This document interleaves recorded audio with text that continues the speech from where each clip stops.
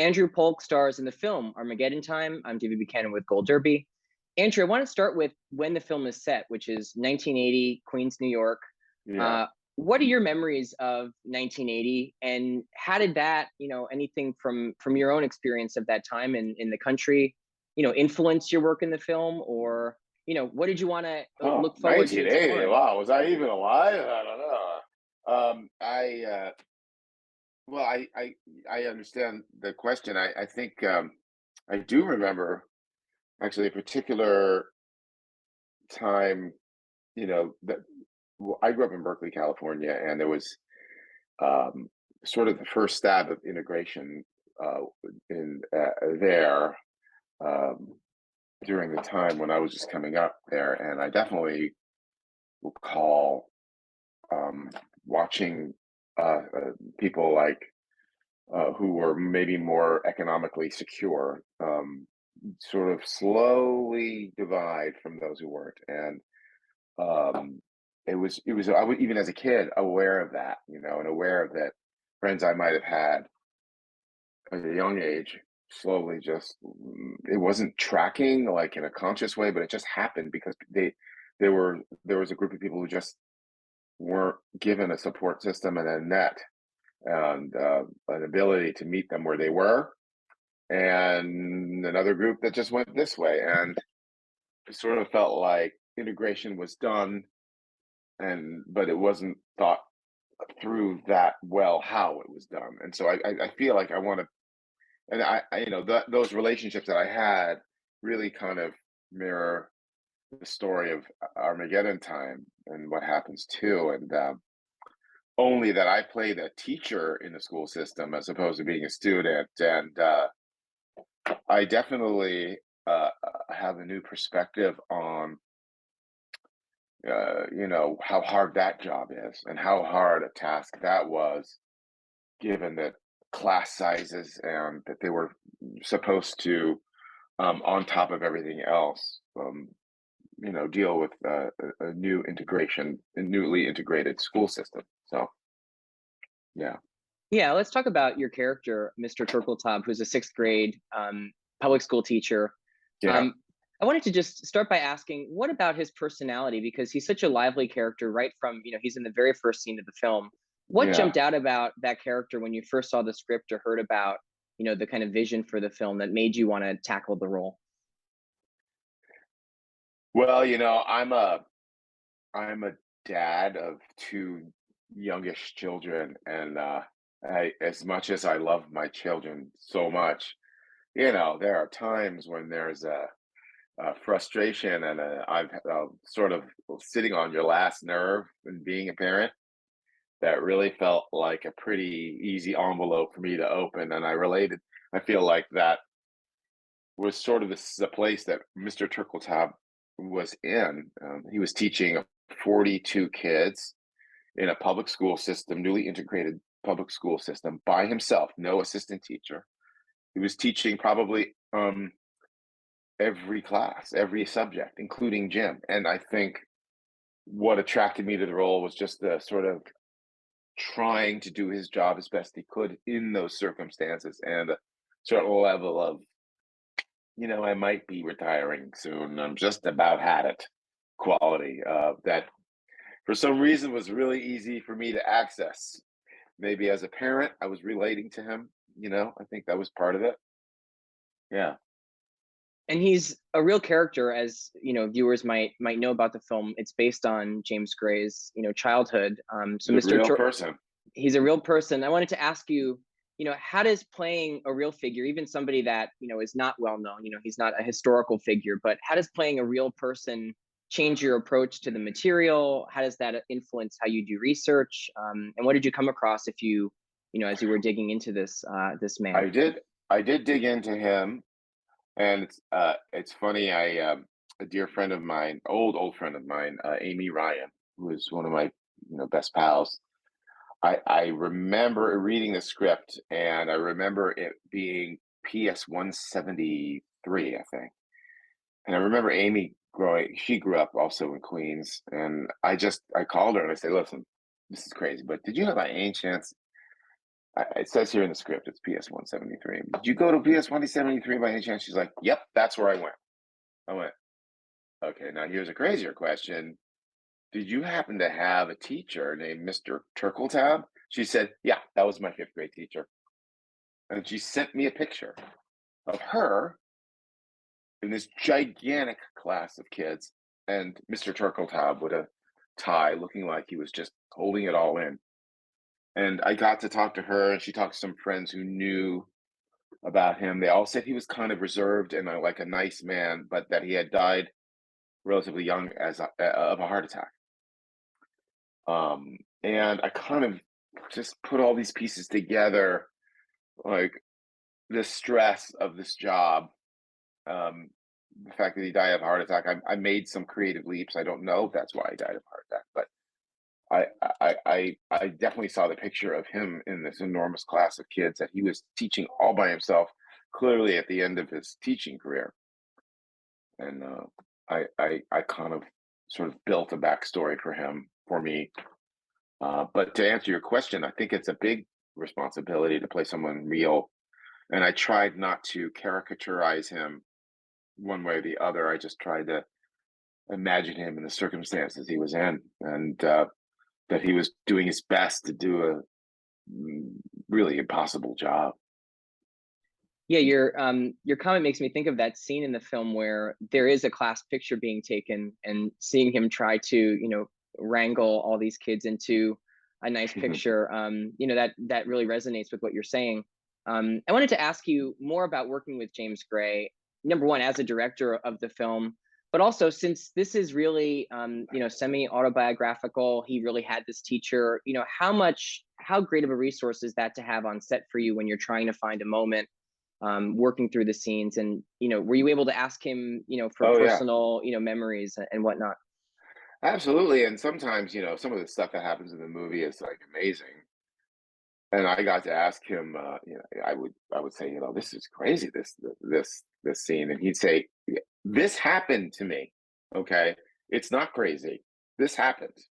So that's really invaluable because you can lean on him that way, and also he really,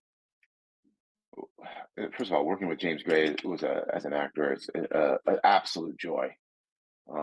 He just gave us all, with me especially, my experience with him was that he just gave us such freedom. For instance, there was a time I think very early on in the filming when I felt like I wanted to change one line just for one take, and I said, "Would it be all right if I said this instead of that?" And he looked at me and said, "Do whatever you want. I don't care. I wrote it." And so, and I did, kind of did do whatever I wanted, or felt like I could do whatever I wanted, which is his gift to make you feel like you have that kind of freedom. And that freedom made you feel trusted and made you feel like you were doing your best work. And, that's his gift as a director and working with actors to make us feel trusted, you know? Yeah, absolutely.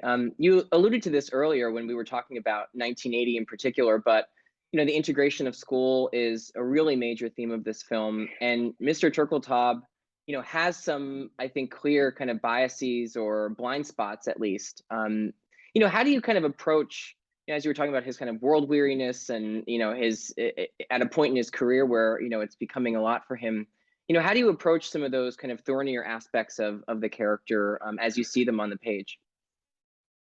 I did my best not to judge Mr. Turkletop, and I will leave it up to the filmmakers and and the creators and the audience to decide, you know, who he is. Really, again, I just felt like he was dealing as best he could with a really impossible situation.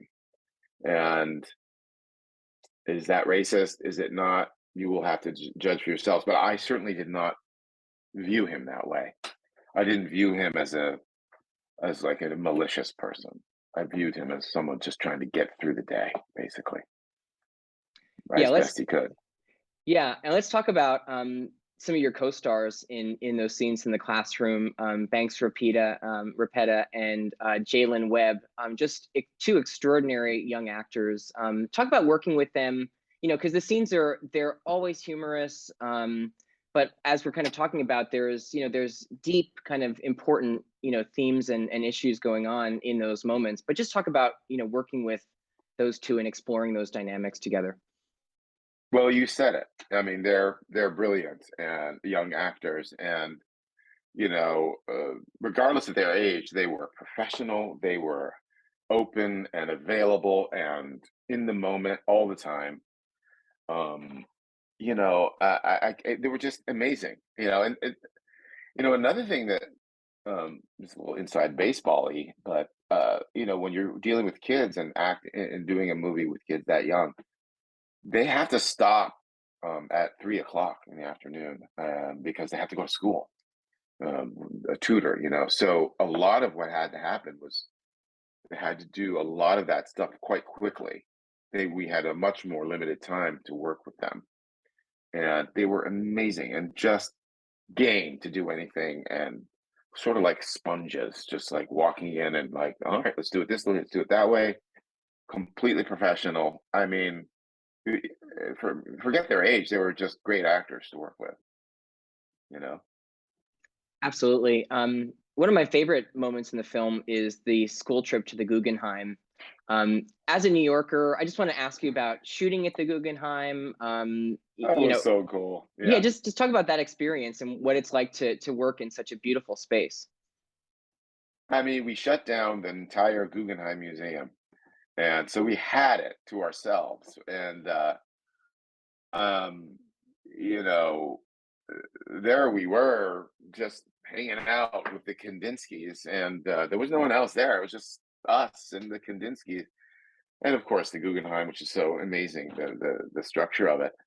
And we were there all day and all night, and James Gray made absolute brilliant use of it visually in the fantasy sequence that the lead character that Banks plays has when he's imagining himself a great artist, doing his superhero pictures in the museum, and we get to play around with the spiral staircase and people cheering from the spiral staircase. It was just all ours.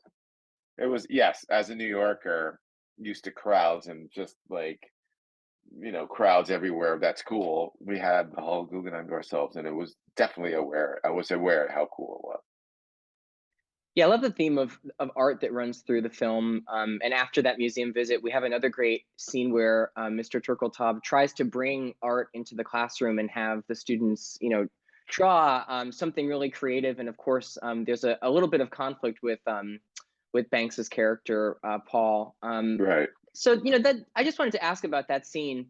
He is very. I think there's a lovely thing that you do where the character is clearly bringing in kind of inspiration, but at the same time is very exacting. I just wanted to kind of ask you, what do you think is his kind of approach to teaching, other than, as you said, just trying to get through the day?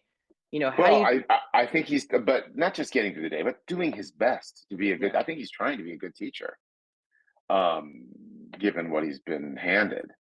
Um, and you're right, and you sort of nailed it. There's a contradiction in trying to inspire kids and bring creativity, and yet what you're doing really is you're also in general teaching for the test. And there was no and I talked a lot about this with James Gray, in that scene also, but in a lot of the other scenes where I'm teaching in the movie. um I say how do you get a decimal, how do you divide. I say what the process is to do it. I don't say what it means or how you get there. In fact, at one point a kid says, but I don't understand, and I said, but I just told you. If were you not listening, this is it. And if you just repeat it, then you can score on the test, and that's my job. There's no effort to actually understand or get underneath learning. And it was true with that scene also with the art. What I loved about that scene also is I'm trying to get them to be original, but they all have to paint the exact same thing. And in fact, on the chalkboard, I don't know if you remember that, there's a big sign that says, "Be original." All of you exactly the same way. Be original. And there was no awareness. I think Turkletab had no awareness of the irony. Yeah, that's great. Without any spoilers, because this will come out before the film goes wide and people will see it. But Right. I just wanted to ask, the film, other than the child actors that you get to work with who are great, so many other incredible actors in this movie: Jeremy Strong, Anne Hathaway, Anthony Hopkins. Um, how do you think your character would have interacted with Paul's family had he, really had a lot of scenes with those characters and material? What do you think their interaction would be like? I don't know. I mean, the Anne Hathaway's character is also the president of the local PTA. So I think my character might have been a little bit sensitive to her needs, that character's needs. And I think, that's also kind of thematically where a lot of the movie goes, which is those who have a leg up in this world, this small world of middle class queens, and those who don't. And that's an example of it, right? Someone who, and also, I don't want to give away things, but it happens in another instance at the end of the movie, where just people people you have interactions with, help you, give you a leg up when others aren't getting one. And so, first of all, I would love to have had the chance to work with all those actors that you mentioned. I've never heard of them, but I hear they're very good. Um, uh, but I didn't, of course. All my stuff was with 42 11-year-old children for a month. And it's odd, because we now we're getting to know each other a little bit and doing all the promotions and festivals and stuff like that. But I didn't have one scene with any of those guys. And I would have loved it because they're brilliant actors, all of them. Hopefully in the future. And before I let you go, Andrew, I just wanted to ask you, you do a lot of great period work on television and film, TV series and movies, and this is just one of them. So I just wanted to ask, what is it about period work that uh, appeals to you? What do you love about, doing period film and television? Uh, oh, I do enjoy the style. And each period I guess has its own style. Each show has its own style. Like Mrs. Maisel has definitely got its own style and own period. And there was a time not too long ago when I was actually doing 4 TV shows at once, sort of occurring on and so one of the things I did was uh kind of got myself into a space where I could understand, the rhythm and the style of the piece I was about to do. And that to me was everything. And I really find that interesting. Rhythm, for instance, Mrs. Maisel is, like that, quick. And I'm like, wow, that's really different than, when I was doing Instinct on CBS and playing a sort of a deadpan, weird mortician. And that I enjoy the challenge of that and going from one to the next. But to me, it's really like sinking into the style. Although, Instinct isn't a period piece, but it really it's what gets me. You know what? I just did a movie about Sister Cabrini, which hasn't come out yet, which was great. It was set in the 19th century with John Lithgow and David Morse. And I was like the deputy mayor of New York in a really corrupt 19th century New York, and that was another rhythm too. And that really understanding the style of that was really the fun of it for me. Yeah, well, we look forward to seeing that film in particular and all of your upcoming projects. Andrew Polk, congratulations on Armageddon Time, and thanks so much for talking to Gold Derby today. It's been my absolute pleasure. Thank you so much.